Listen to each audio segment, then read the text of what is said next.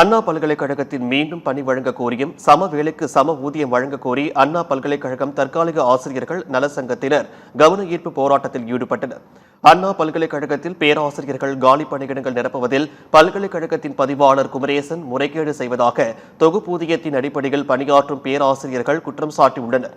இந்நிலையில் சென்னையில் 300க்கும் மேற்பட்ட பேராசிரியர்கள் கண்களை கருப்பு துணியால் கட்டிக்கொண்டு ஆர்ப்பாட்டத்தில் ஈடுபட்டனர்.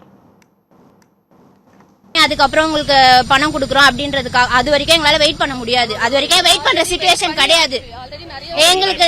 நீங்க கவர்மெண்ட் பணத்தை எங்களுக்கு கொடுங்க. கவர்மெண்ட் பொறுமையா நீங்க ரெக்கவரி வாங்கிக்கோங்க.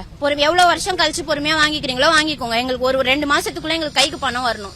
இப்ப இன்னைக்கு நாங்க இங்க வந்திருக்கோமா, இதுக்கு மேல நாங்க எங்க வேணாலும் ப்ரொடெஸ்ட் போவோம். சாகுறது கூட ரெடியா இருக்கும்.